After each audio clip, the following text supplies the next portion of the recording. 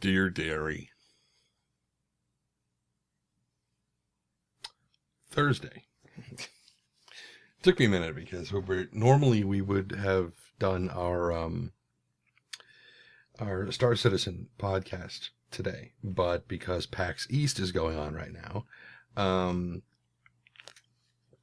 Geek Domo is off in Boston, so no show today.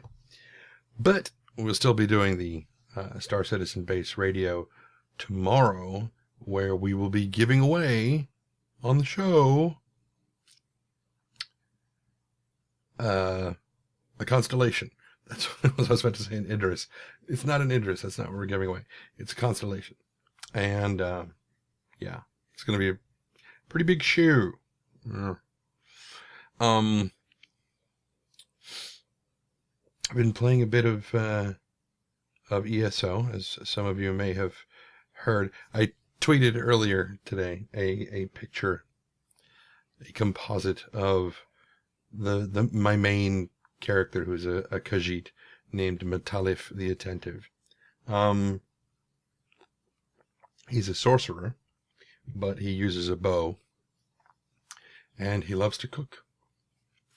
My provisioning, which is the cooking stuff, is almost up to, actually I just hit 30, level 30 in provisioning, and he's not even level 15. So he's getting to a point where he is now not really getting that many points from the things that he can use. So his provisioning is so far ahead of what he can actually use. It's difficult to find stuff that he can actually cook now and still get points. So I'm kind of soft capped on him for at least a little while. Probably the next time I level up, I'll be able to take my provisioning to the next level, and then I'll be able to cook level 20 through probably 40. Well, 20 through probably 39 stuff. That'll be key. Sweet. Aside from that, it's close. We had there was an audition that I had done last week, and the people that I had done the audition for had basically said, "That was very good, thank you." And I'm like, okay, very good as in you've got the job, or very good as in you did a nice job, but we're going with this guy? Turns out it was the second. It was the latter. They liked what I had done, but they went with somebody else, which is fine, you know. But yesterday morning, I awoke to an email, well, not an email, but a message saying, yeah, remember that thing that you did for us? We need you to, because the other guy we had doing it really dropped the ball on this thing, and we need you to do it. It has to be done by noon Eastern time. And I'm like, that's an hour and a half from now. I'm like, I can do it. It's not a problem. It's like 2 paragraphs. Big deal. So I did it, and I sent it to them, and I said, okay, awaiting approval. And they said, okay, I'll take a look at it right now. I have not heard a whisper from them since then. It's now 36 hours after, well, pretty close to 36 hours after the point that they said that their video had to go out, that they needed this thing done by, and I haven't heard from them yet. It's like my pay is pending, because they use an escrow service. Basically, they say, okay, you've got the job, and they put the money in this account, and when I do the job and send it to them, and they say, yes, that's what we want, then they release the money, you know, that way everybody can see how much money there is, you know, and everything. So it's nice, impartial, third-party kind of thing. So I'm just waiting. I mean, I had sent it to them saying, here it is, tell me what you think. She said, I'll take a look. And I heard nothing. And I was like waiting for like 3 hours after that. I'm like, hello? Is it right? Or do you want me to change anything? What give me some kind of feedback here. I need something. Meanwhile, I'm doing other auditions and everything. But I'm like, come on. This is $200 I could really use. Plus, I mean, if I could get this kind of consistent, you know, like going $200 for half an hour's worth of work, I'll take it. Yeah. And before you freak out going, oh my God, you make a lot of money. Remember, I've been at this thing for 2 weeks now, almost 2 weeks. And I've only gotten one audition. So $200 for 2 weeks, not as good. Not nearly as good as $200 for half an hour. Bit of a difference between the two. $200 for half an hour versus $200 for 80 hours. $200 for 80 hours might well be below minimum wage. So, it'll pick up. It's still early yet. It'll pick up. Don't worry about it. What else? I know there was something else. There was something else I was gonna do, and I'm trying to remember what it was. It might have been. I took a short video clip of my character cooking, because basically it's an animation of him with like a bowl and it almost looks like a mortar, well, not a mortar, a pestle, the little thing, and he's kind of stirring it in, and kind of, and then he goes back to stirring it, and I think it's really funny, and so I took a video of it, and I was going to work it, edit it down into something, because I don't want the rest of the user interface and everything. I just want him in the thing, so I'll figure it out. I might include it, I might put it here.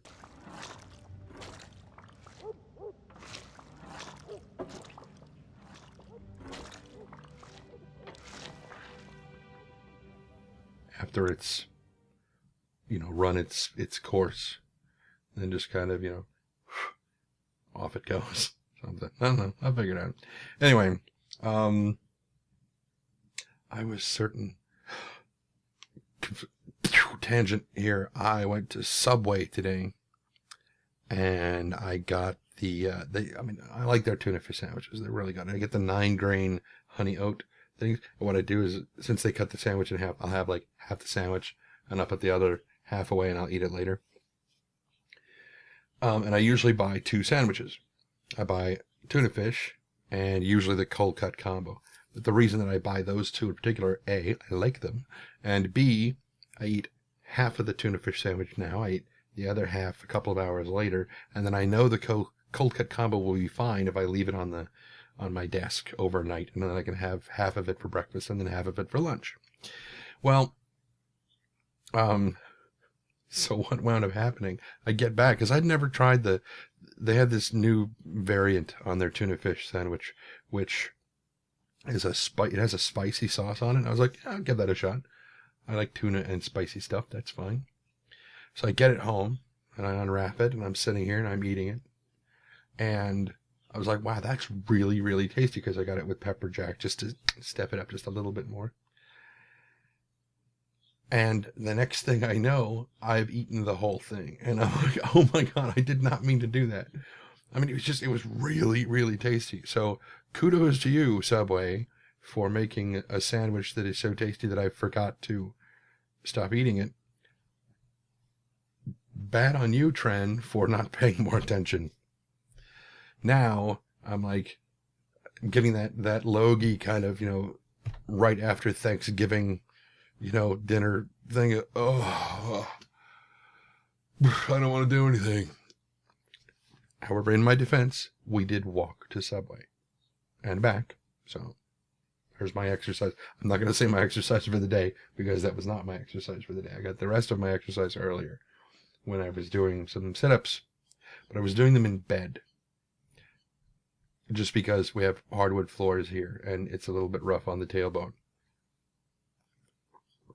But at least they're sit-ups. Now, if you want to really do good sit-ups, really great way to do sit-ups is get one of those exercise balls, a stability ball, they're referred to. Well, you can either look up exercise ball or stability ball. Make sure you get the right size for you if this is what you're going to do, because it's important to get the right size ball depending on how tall you are. Anyway, I may have talked about this before, but even if I haven't, it still bears repeating. So what you do is, when you've got the ball fully inflated, you sit down on top of it and you slowly kind of crab walk forward until your legs are at a right angle. I guess I should do it this way. Your legs at a right angle.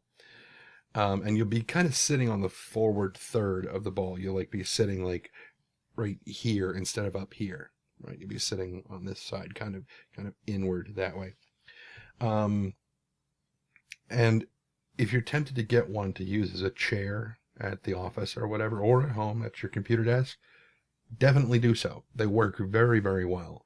And one of the great things about them, there are some that have like this little, it's almost like a caster skirt. It's just a round ring with a bunch of roller wheel casters on the bottom that you put the ball into. Do not, do not get those. They completely and utterly undermine the entire function of a stability ball. Putting that thing in that skirt stabilizes the ball so it can't roll out from underneath you. That's the whole purpose of the ball. And that's why some people don't want to call them stability balls, because they are inherently unstable. That's why they work the way they do. Whenever you, okay, so if you're going to get one to use at home, just get the ball. Don't get the one with the pointless. So you get the ball, you inflate it, you sit on it the way you would normally sit on it to exercise. Now, the reason that they work so well, and I was kind of doubtful about it until I was working at EA. This was not this last time I was working at EA, but the time before that. So it would have been in 2009. I went up to the gym, because I was hitting the gym every day back then, because it was free. Anyway, I went up there, and I went up to one of the trainers. I said, "Can I ask you a real quick question?" She's like, "Yeah, sure." I said, "What's the deal with these stability balls?" She's like, "Have you ever used one before?" I said, "No, I don't know. I mean, no." She's like, "Come here." And so she walks me over. She's like, "All right, yeah, and we'll get you a 55 centimeter ball." And so I think it was a 65 centimeter ball. Anyway, so I sat down on she's like, "Okay, sit down," and she showed me how to sit on it, right? She goes, "Okay, this is your exercise position for things like sit-ups and leg lifts and things like that." I said, "Okay." She said, "Do a sit-up." I said, "How many?" She said, "Just one." She's just kind of grinning at me like, "What the hell?" And so I'm like, "All right, fine." And I put my hands back, and I got back with no problem. As soon as I started trying to sit up, it was like, I could not. All of a sudden, I was going to roll over. And so I suddenly had to, make all these little counter adjustments to keep myself from rolling off the ball while I was trying to sit up. And she's just sitting there smiling like, now you get it. And I'm like, I had a really hard time just doing one sit-up. And I was floored. I was like, that is amazing. She's like, and that is where it works your core muscle. She said, you could take this ball. I mean, you can't take the ball, but you could take this ball. You could get one for your house and just sit on this ball at your desk while you're working at home or whatever. Sit on it exactly like you are right now, like you're going to do a sit-up or something. She said, sit on it for an hour. And the next day when you get up, you were going to ache. You will just, every part of your core will just be incredibly sore just from sitting on it, because you are constantly making these tiny micro adjustments to keep yourself centered on it. Now, it's far more exaggerated when you're doing exercise on it. And it's the same thing if you're doing push-ups, because you've got your hands on the ground and your feet are up on the ball, and you have to be very careful with your center, keeping your feet centered so the ball doesn't roll over because your feet are on top of it. Amazing workout, really, really cool. My boyfriend at the time didn't quite believe it. He was like, "Well, it can't be that big of a deal." I said, "Oh, it is. It is." So when I bought the stability balls, I got two for the price of one because of a special deal I found on the net. And I gave him one because I knew he was going to be up all night playing World of Warcraft anyway. And I'm like, "Here, just, use this instead of your chair." And the next day we got up to go to work, and I'm like, "Okay, come on, get up. It's time to go." And he was like, "All right." Oh my God. I'm like, "See?" Is it hard? Is it hard? He was like, "Oh, why does it do that?" I'm like, it was awesome. But that was the great thing. You can exercise while you're sitting there. So he actually kept using it. And I mean, after about 2 or 3 days or so, you get used to it, kind of. You're not nearly as sore. and you get used to it. So, it only hurts like that for a day or two, but it's pretty cool stuff. Oh, 15 minutes. Okay, maybe I should shut up. I really was just going to talk about Elder Scrolls Online. Instead, I'm giving you guys workout advice. A little bit ironic, don't you think? Anyway, I will talk to you guys later on, and until next time, be careless.